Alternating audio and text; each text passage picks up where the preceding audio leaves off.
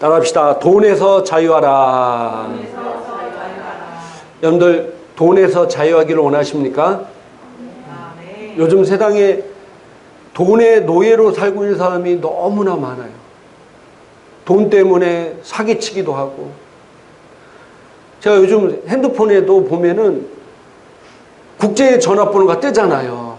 그러면 한국통신입니다. 또 사무실 전화로도 또 와요. 한국통신인데 당신의 전화가, 손님의 전화가 지금 정지되어 있습니다. 근데 분명히 딱 보면은 일반 전화도 발신 표시가 됐기 때문에 국제전화로 오잖아요. 그거 다 뭐예요? 사기치는 거잖아요. 제가 그런 걸 보면서 왜 사람들이 일하고 돈 벌 생각 안 하고 남을 사기를 쳐가지고 돈을 벌려고 그렇게 많은 사람들이 그렇게 할까? 참 인생이 너무나 불쌍한 거예요. 지금도 얼마나 많은 사람들이 보이스피싱이라든 이런 것 때문에 사기당하고 사기쳐서 수많은 또 자살하기도 하고 죽기도 하고 그 인생을 평생 동안 비참하게 만들고 그 책임을 다 누가 질 거냐고. 왜 그렇습니까? 돈의 노예가 돼서 그래요. 돈의 노예. 돈 때문에 또 너무나 가정에 분란도 일어나고 돈이 없어도 매일 부부싸움하는 데가 있어요. 또 심지어는 돈이 너무 많아서 또 맨날 그냥 가끔가다 신문 나오죠. 우리 대그룹들 뭐 부모 자식 간에 경영권 뭐 분쟁 일어나고 저 우리나라도 10위 안에 그룹의 형제 난이니 뭐니 막 복잡하잖아요. 왜 그렇습니까? 돈 때문에 돈. 돈이 많아도 돈의 노예가 되면 그렇게 되는 거예요.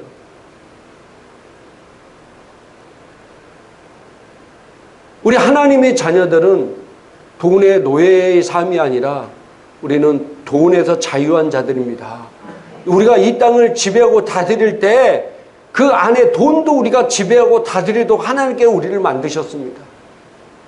그래서 우리가 말씀을 통해서 돈에서 자유하는 삶을 살기를 주님의 이름으로 축복합니다.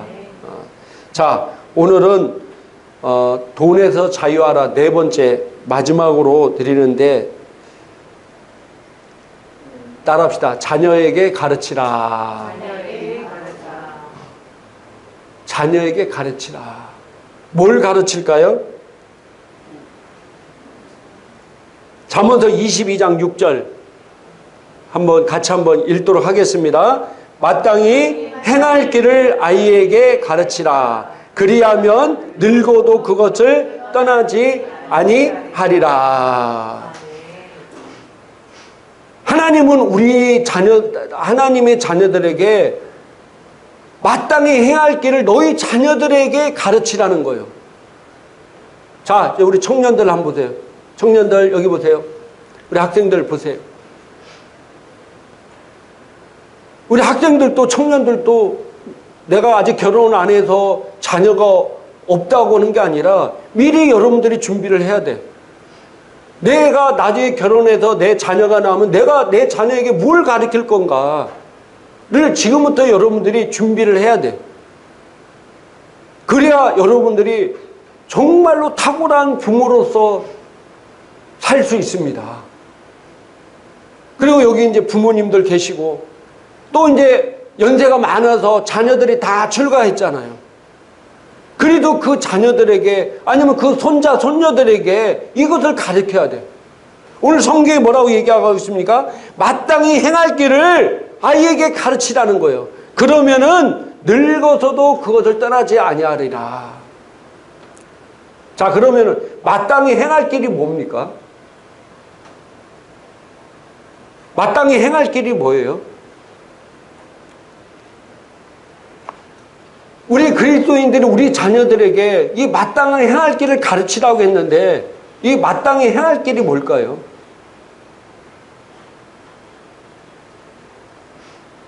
많은 그리스도인들이 마땅히 행할 길은 하나님의 말씀을 읽고 기도하는 것을 가르치는 것으로만 생각합니다. 그렇습니까?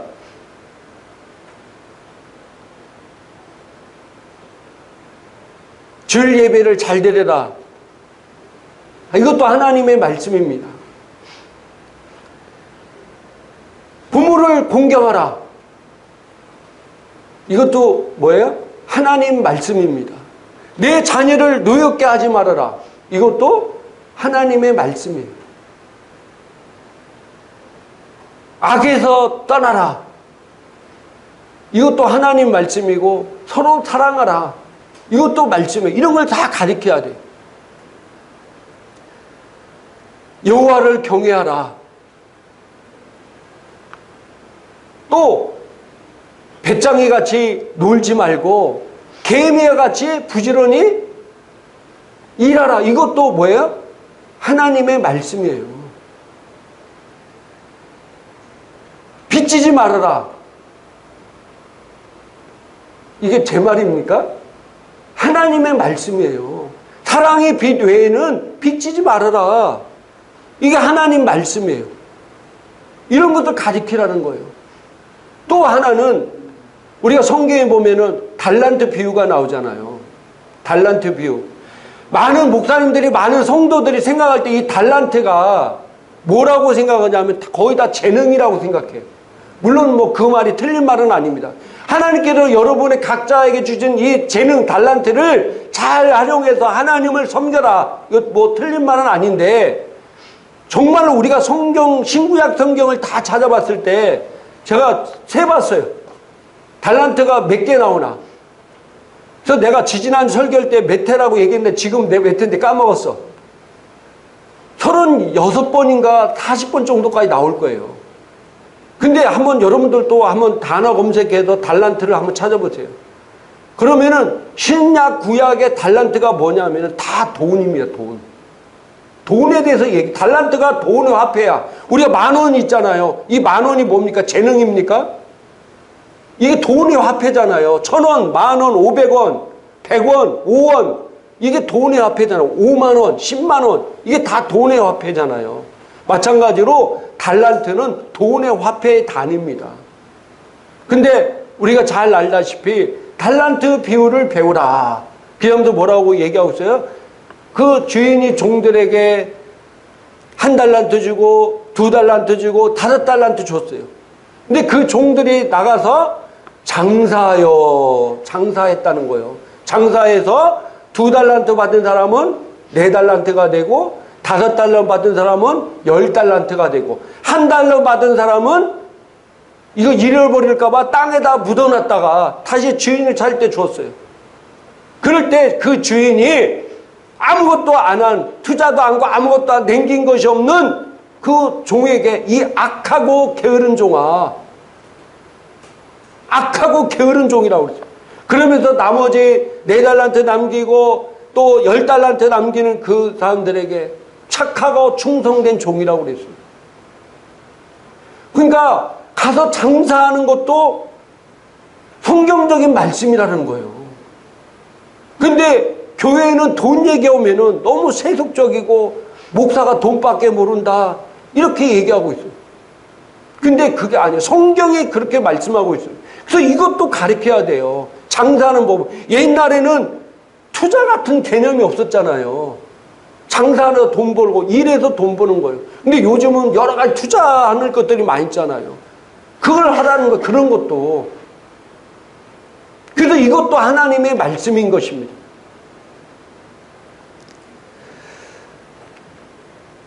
자본주의는 우리가 잘 알지, 돈으로 모든 것이 움직이는 사회입니다. 그런데도 놀랍게도 돈에 대해서 가르치지를 않습니다. 그리고 심지어는 돈에 대해서 탐욕스럽다든지 또 물질적인 것만 추구하는 수준 이하의 사람이라든지 이런 식으로 인식해 하는 경향이 굉장히 많이 있어요. 여러분들 우리나라도 부에 대해서 부정적인 것이 긍정적인 것보다 더 많을 거예요. 부에 대해서. 부한 사람, 잘 사는 사람에 대해서 우리나라 대기업 이런 부자들에 대해서 긍정적인 인식보다도 부정적인 인식이 더 많을 겁니다. 그래서 우리가 우리 자녀들에게 이 돈에 대해서도 잘 가르쳐야 돼요. 성경이 그렇게 말씀하고 있기 때문에 돈에 대해서도 잘 가르쳐야 된다는 겁니다. 돈이 무엇이고 돈의 가치가 어떻게 창출되고 어떻게 가치가 사라지며 어떻게 가치가 커지는지를 대해서 어려서부터 내 자녀에게 가르쳐야 돼요. 예전에는 또 지금도 마찬가지입니다. 뭐 물론 조금 약간 바뀌겠지만은 열심히 공부하면 성공한다. 그래서 지금 얼마나 많은 사람들이 자녀를 성공시키려고 공부를 하려고 학원도 보내고 참 심각하죠. 저희 조카가 서울에서 공부 잘하는 곳에 있어서 제가 그쪽 세계 돌아가는 걸 나는 모르는데 알고 있어요. 자, 예전이나 지금이나 많은 부모들이 공부 잘하면 성공한다. 일 열심히 하면 성공한다 해서 자녀들을 막 공부에 그쪽으로 그냥 모든 돈을 쏟고 막 그렇게 합니다. 근데 실제적으로 성공하는 사람들은요, 5%밖에 안 됩니다. 5%.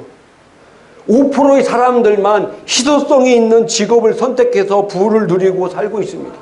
그럼 나머지 95%는 어떻게 될까요? 나머지 95%는 어떻게 살고 있을까요?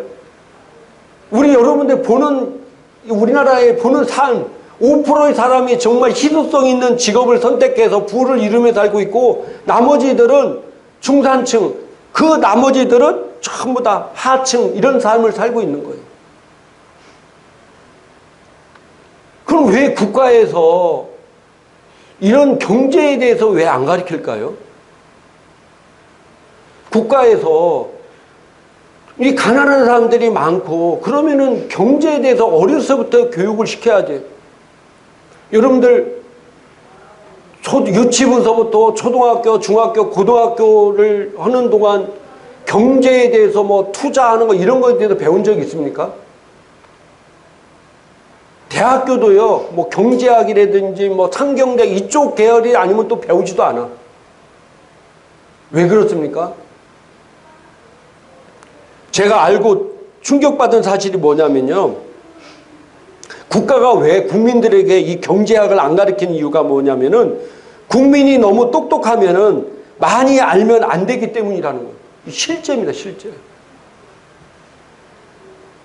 국가가 운영하는 대리인이 되려고, 부자가 되면요, 국가가 운영하는 대리인이 되려고 하지 않기 때문에 국가는 똑똑한 친구들을 가르쳐 국가를 운영하는 관료, 의사, 변호사 같은 공공재를 만들어야 효과적으로 국가를 운영할 수 있기 때문에 국민들에게 경제에 대해서 안 가르친다는 거예요.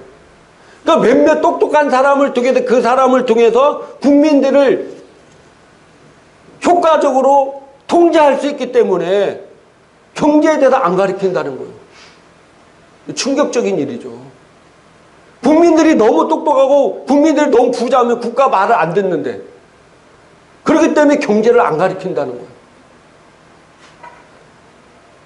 그래서 우리가 이 경제에 대해서 잘 알아야 되고 또 우리 자녀들에게 그걸 잘 가르쳐야 우리 자녀들이 또 여러분들이 부를 이루며 선한 일에 넉넉하게 쓰임받을 수 있습니다.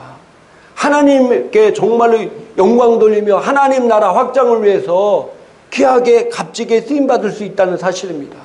그래서 어려서부터 잘 가르쳐야 돼요. 여러 연구조사를 통계해 보니까요, 돈 문제에서 실패하는 가장 큰 이유는 어려서부터 몸에 밴 돈에 대한 습관 때문이라는 거예요. 그러니까 어려서부터 이 돈에 대해서 잘 가르쳐야 되는데 제대로 가르치지 않고 맨날 쓰는 거, 먹는 거 이런 것만 하던 사람이 어른데도 그런 삶을 살다는 거예요.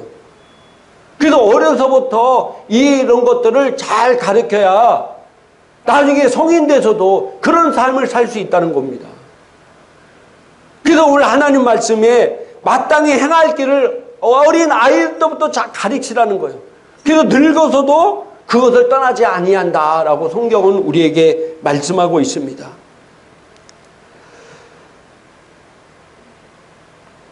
우리가 잘 안 가르치면요, 부모가 아무리 고생하고 막 피땀 흘리고 진짜 부모는 10,000원 하나 쓰는 것도 덜덜덜덜 떨면서 시장에서 5,000원짜리 옷 하나 입고 사 입고 10,000원짜리 먹을 걸 3,000원짜리 국밥 먹고 그렇게 돈을 벌었는데 자식 세대에 그걸 돈 다 날리는 주변에 부모들이 너무 많잖아요. 왜? 어려서부터 그걸 잘 안 가르쳤기 때문이에요.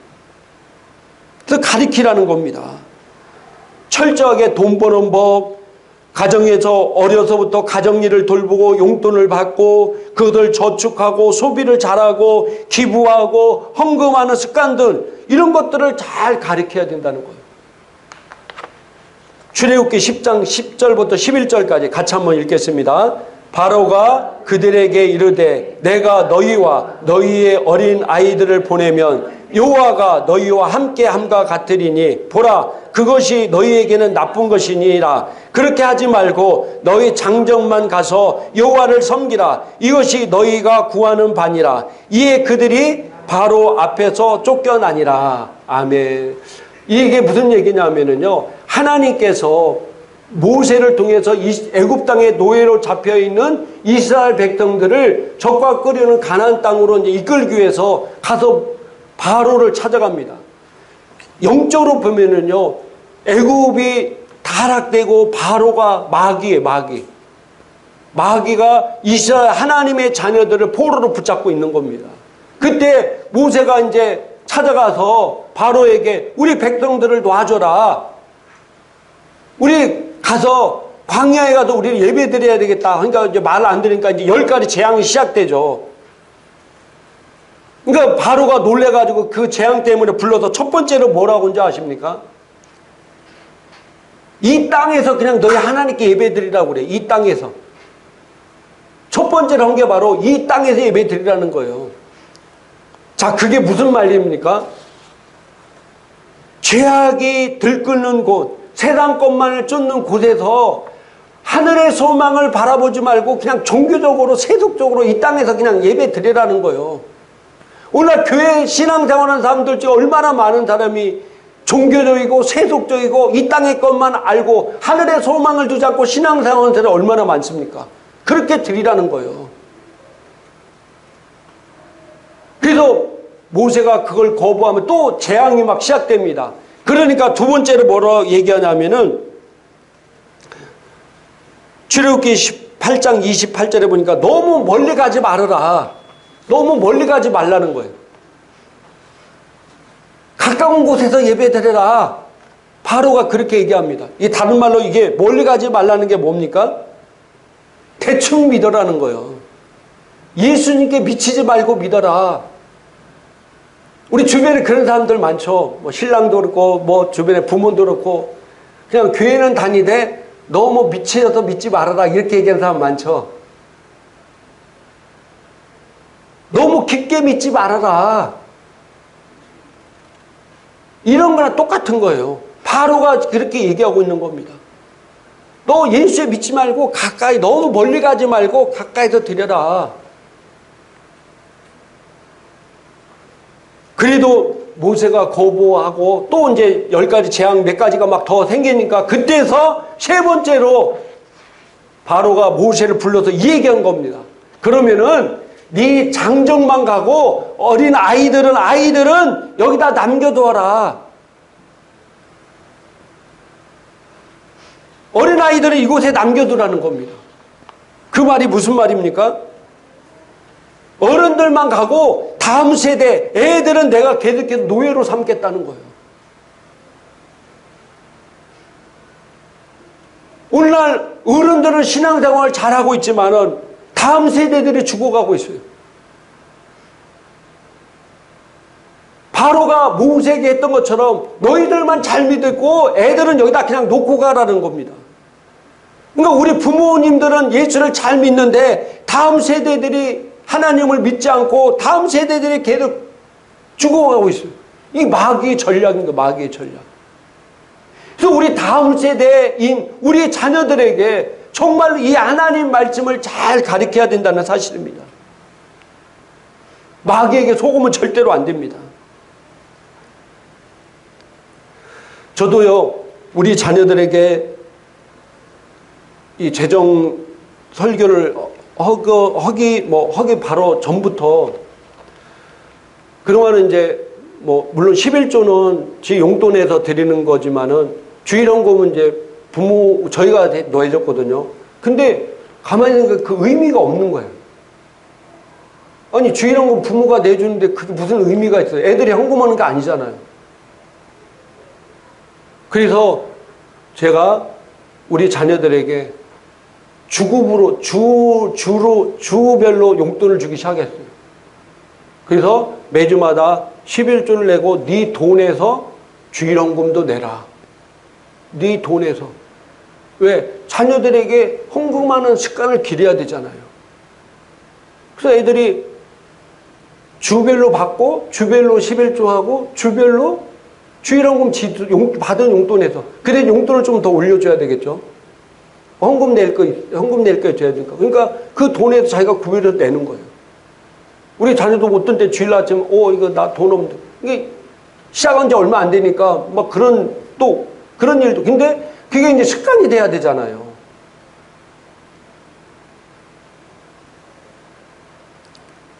그리고 이제 남을 돕는 습관들.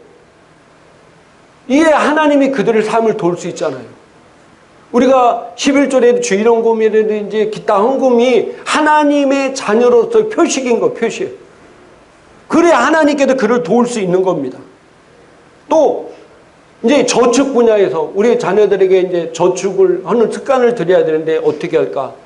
그래서 제가 적금 통장을 만들러 갔는데 지금 적금을 들어도 적금이요 1%대 다 이율이.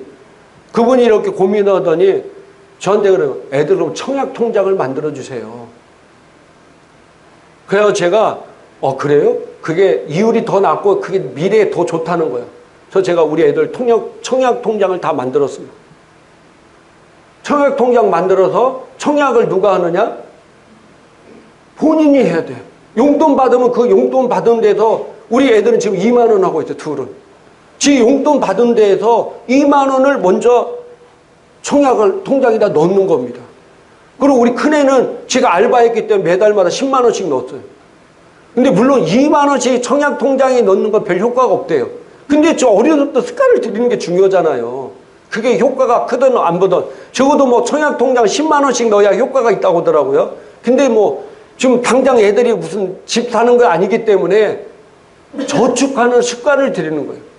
또 우리 자녀들은 제가 첫 주에는 청약 통장에 보니까 용돈을 좀 더, 금액이 있어요. 그걸 이제 한 주에 얼마씩 나눠주잖아요. 그러면은 첫 주에 좀 많이 주는 거예요. 다음 주는 조금씩 주고. 그래서 청약 통장에 애들은 2만 원씩 저축해, 지금. 그 아들은 군대 가서도 거기도 지 돈으로 청약을 부을 겁니다. 미국에서는요, 이제 애들이 고등학교 때도 알바하고, 그래서 대학 학자금 스스로 내도록 만들고요. 애들이 이제 고등학교 졸업한 자동차를 미국에는 다 구입하잖아요. 그 중고 자동차도 지들 돈으로 해서 다 사게끔 만들더라고. 의식 있는 부모들은. 그리고 이제 자녀들이 조금 크면은 투자에 대해서 가르쳐요. 투자. 저축한 돈 이런 걸 갖고 어떻게 투자하는지에 대해서 가르쳐. 여러분들 미국의 석유왕 록펠러 얘기 아시죠? 그분의 책을 읽으면요, 록펠러가 부모로부터 철저히 이런 교육을 받았어요. 그래서 록펠러가 제일 처음에 제가 사원으로 들어갔을 때 주급이 4달러였다는 거예요. 지금 4달러 얼마입니까? 한 4,400원 정도? 한 주에 자기 월급 4,400원을 4달러를 받았는데 보니까 싸구려 하숙집 집세 1달러, 그 다음에 소액 기부 70센트, 주일학교 헌금 11조 겸 헌금이 5센트, 빈민구제 10센트, 해외 선교 10센트. 아니, 지가 지금 사환으로 한 주에 4달러 받는데, 그때부터 얘가 이렇게 살았어요, 보니까. 그때부터. 저축하는 거, 모으는 거, 이런 것들을 그때부터 얘가 이렇게 철저히 하나님의 11조를 드리고, 하나님께 드리는 걸 구별해서 드렸어요. 그래서 이 록펠러가 97세에 죽었어요. 그 당시 97세면 엄청나게 오래 사는 거잖아요. 지금도 97세는 엄청나게 오래 살았잖아요. 하나님을 경외하고 하나님 뜻하는 게 이렇게 오래 살아요. 이 록펠러가 97세에 죽었는데요. 그 자산이요. 지금 전 세계 가장 부자인 빌 게이츠보다도 현 가치로 따지면 3배나 더 많이 벌었다는 거예요. 3배나 더 많이 벌었다는 거예요. 그래서 우리가 우리 자녀들에게 헌금하는 거, 또 저축하는 거, 투자하는 거, 이런 것들을 가르치고요. 여러분들도 그렇게 해야 돼요. 여러분들, 전 세계적으로 금이요, 이게 100년 동안의 통계를 내보니까 수익률이 7%라는 거예요. 그래서 배가 되려면 10년이 걸린대요. 근데 부동산은 수익률이 10.2%로 7년이면 원금의 2배가 되고요. 미국 초우량 기업 SP500 같은 기준에서 12%. 얘는요, 성장하려면 6년이면 원금의 2배가 된다는 거예요. 근데 은행 이자는 세금 빼면 0.7% 정도밖에 안 돼, 지금. 현금은 그대로 두면요, 가치가 계속해서 하락하잖아요. 그 가치가 점점 줄어들어요. 물론 지금같이 외환 위기 같은 어려움이 있을 때는 현금을 많이 보유하는 게 좋아요. 현금이 많이 있어야 나중에 IMF 때처럼 막 가격이 폭락된 막 집들 좋은 것들이 나올 때 그때 뭘로 사는 거예요? 현금으로 사게 되잖아요. 근데 그 외에는요, 이런 투자처를 잘 찾아서 투자하는 게 너무나 중요하다는 겁니다. 유대인들과 미국 부자들은요, 6살 때부터 아이들에게 재테크를 가르치기 시작해서요, 13세 때부터 본격적으로 투자하도록 가르친다는 거예요. 그래서 걔들은 부가 계속해서 대를 이어가게. 우리나라 같이 부모가 엄청나게 부자했다가 제대로 안 가르쳐 자식 때에 다 까먹고 알거지가 되고 페르나가 되고 이런 게 아니라, 그들은요 6살 때부터 재테크에 대해서 가르치고 또 13살 되면은요 본격적으로 정말 가르친 것을 할 수 있도록 본격적으로 투자하도록 만든다는 거예요. 유대인들과 미국 부자들은. 우리나라는요 보통 언제 투자에 대해서 관심이 많냐면요 30대에서 50대 정도에 관심이 많다는 거예요. 언제 관심이 많은지 아십니까? 자기 나름대로 열심히 치열하게 살다가 뒤를 돌아보니까 남은 것이 없어. 50대까지 내가 정말 열심히 직장 다니고 돈도 벌 나름대로 열심히 살았는데 50대에 돼서 40대에 돼서 뒤를 돌아보니까 남은 것이 없어. 허탈감이 빠지는 겁니다. 그리고 주변을 보니까 내 친구들, 나 학교 다닐 때 나보다 공부도 못했고 학교도 대학교도 나보다 좋지 못한 대학 나왔는데 걔들이 돈을 막 벌어가지고 있는 친구들 보니까 상대적 박탈감을 느껴요. 그래서 뭐해서 돈 벌었냐고 하니까 주식을 투자해서 했다, 부동산을 해서 그렇다, 뭘 땅을 사서 그렇다고 막 이렇게 해서 외제차 끌고 다니고 해외여행 다니고 명품백 들고 다니고 그럴 때 너무 박탈감 느껴지는 거예요. 나는 그들보다 더 아끼며 홈플러스 가서도 더 싼 것만 찾고 쓰레기도 봉투 찢어질 때까지 발로 밟아가지고 그것도 아까워가 테이프를 더 붙여가지고 이렇게 열심히 살아왔는데 지금 자기 자신을 뒤돌아보니까 남은 것이 없어. 근데 친구들 보니까 돈 벌어가지고 뭐 수십억 벌었다, 몇백억 벌었다 해가지고 막 해외여행 다니죠, 외제차 끌고 다니죠, 명품백 가방 달죠. 그러면 이제 그 또 자기 인생이 후회스러운 거고 또 지 남편이 저런 인간 만나서 내가 이렇게 고생하나 막 남편이 미워지기 시작하고 그러는 거예요. 그러면서 그때 사람들이 아 나도 투자를 해야 되겠다. 근데 늦은 나이에 투자하니까 뭐가 되는 겁니까? 늦은 나이에 투자하니까 돈을 많이 벌어야 되니까 어떻게 해요? 몰빵하게 되는 거예요. 이게 투자가 아니라 이제 투기가 되는 거예요. 자기 있는 재산 막 다 끌어들이고 또 빚내가지고 탐욕이 들어 투자하니까 이게 투자가 아니라 투기가 되는 거예요. 그런 사람 특징은 보면요, 거의 보면요, 대부분이 막차를 타. 내가 부동산을 사는데 부동산 가격 제일 많이 올랐을 때 또 사. 주식이 또 제일 많이 올랐을 때 사. 비트코인으로 돈 번다니까 비트코인이 망하기 일보 직전에 사. 지금 우리나라 비트코인 막차 탄 애들 다 망하는 거 알죠? 지금 망해. 초창기 때 애들은 돈 엄청나게 벌었는데 지금 막 열풍 벌어. 지금 이제 뛰어든 사람들은 거의 다 망해요. 지금 상장 폐지된 비트코인도 20개가 넘는 거 아시죠? 걔들은 그 돈 다 날린 거예요. 그러니까 있는 돈도 다 날리고 완전히 뭐예요? 비참한 노후가 되는 거예요. 꼭 막차 타면 그렇게 되더라고. 제가 놀란 게요. 저희 집도 지금 전세 사는데 1년 반 된 전세 가격이 2배 뛰었어. 20년 다 된 아파트인데도요. 전세금이 2배 뛰었어요. 지금 서울에 있잖아요. 일주일 때 전세금이 3억 대였고요. 전세금이. 어떻게 일주일 만에 전세금이 3억 오릅니까? 집값도 오른 것도 아니고. 지금 완전 미쳐가는 거예요. 근데 이때 뭐 하겠다고 뛰어드는 사람은 이제 망하는 거예요, 망하는 거예요. 지금 한국은행이 이번에 발표했죠. 우리나라 주식, 부동산이 IMF 일보 직전과 비슷한 상황이라고 이렇게 한국은행이 총재가 직접 얘기해서 며칠 전에 신문 보세요.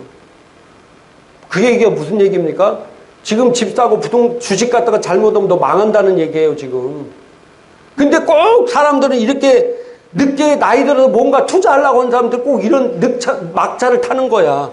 결국 그래서 있던 돈도 다 날려보고 진짜 비참한 최후를 맞는 겁니다. 그래서 우리가 어려서부터 가르쳐야 되고요. 또 여러분들은 내가 이 나이에 지금부터라도 투기하지 마시고 지금부터라도 작은 것부터 시작하면 됩니다. 할렐루야. 작은 것부터.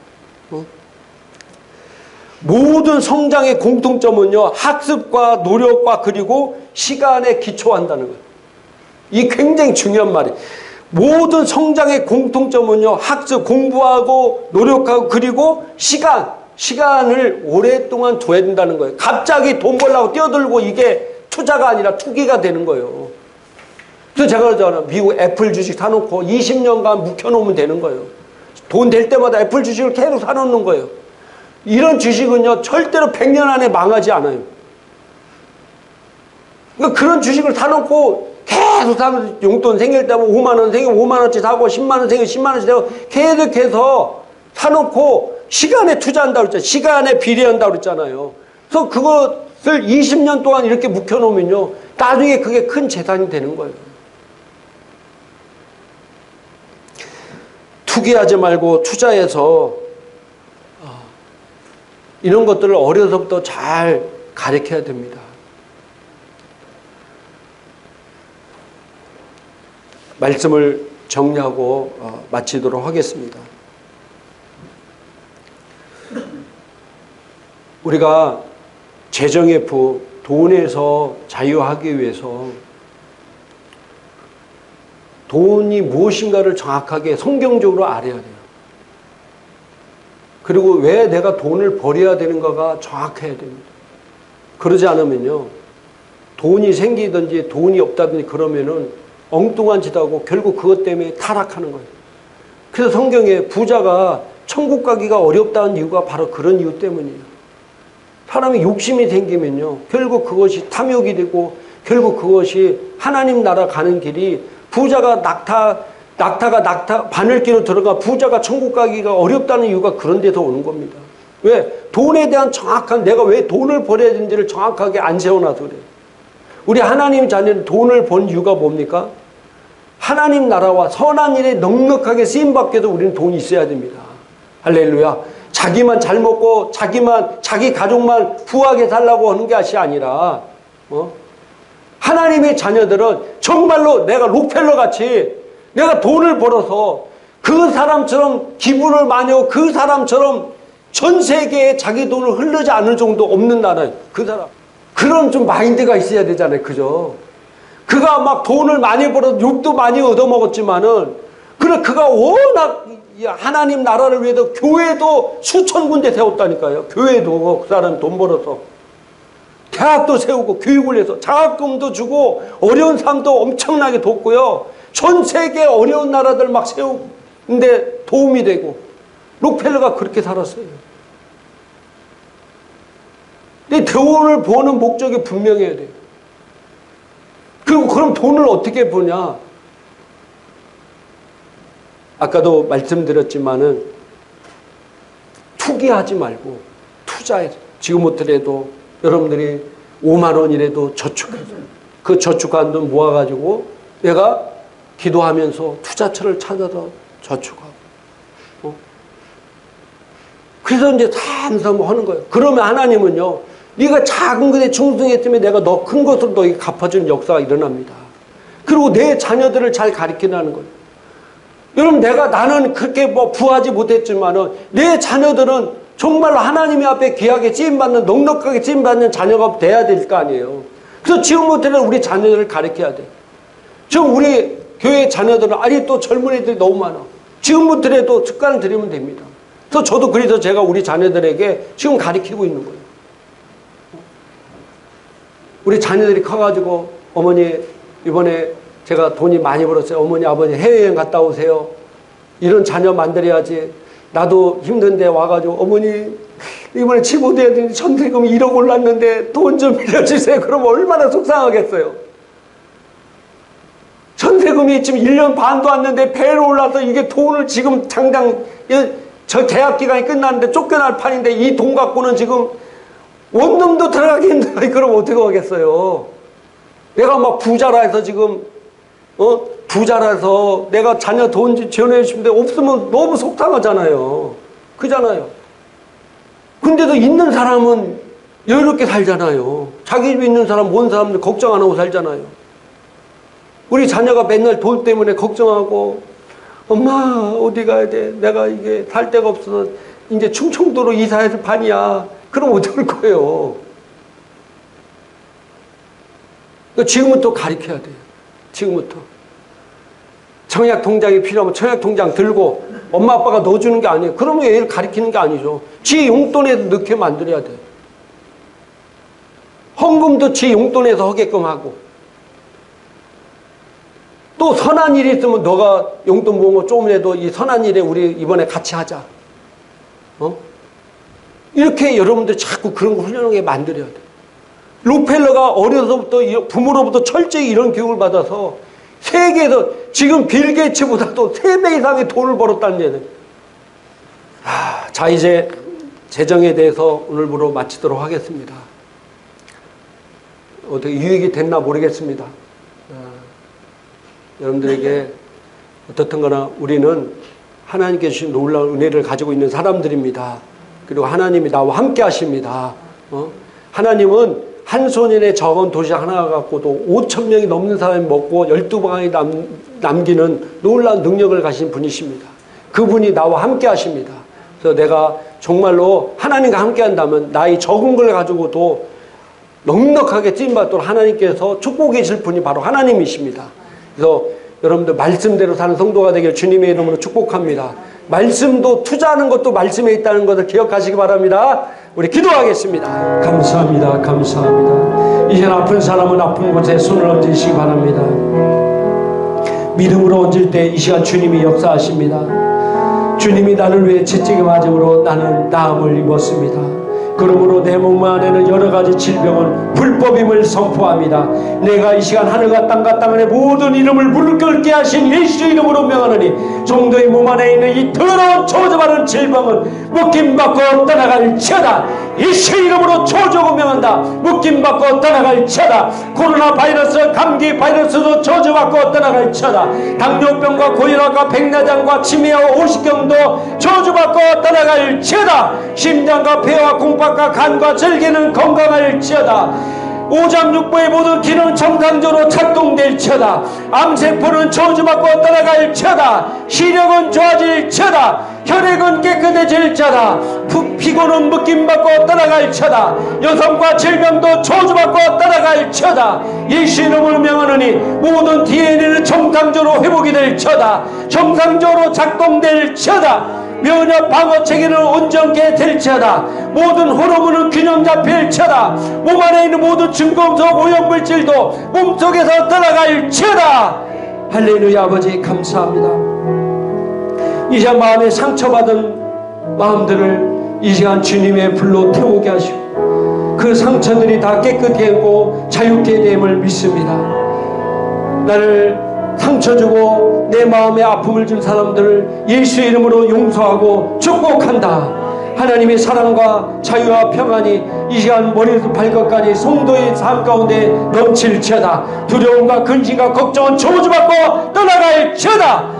할렐루야. 감사합니다. 감사합니다. 내가 깨끗해졌고 자유케 되었음을 감사합니다. 모든 것을 이루신 예수님 이름으로 기도합니다. 아멘. 할렐루야. 귀한 말씀 주시고 우리 길을 들으시고 우리를 지옥케 하신 하나님께 영광의 박수 올려드립니다. 감사합니다. 감사합니다. 감사합니다.